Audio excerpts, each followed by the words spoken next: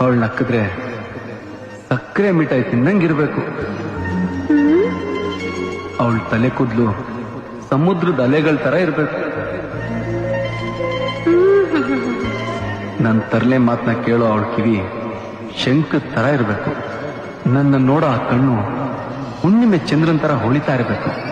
Bell bell bell ಹೊಡಿತಾಳೆ.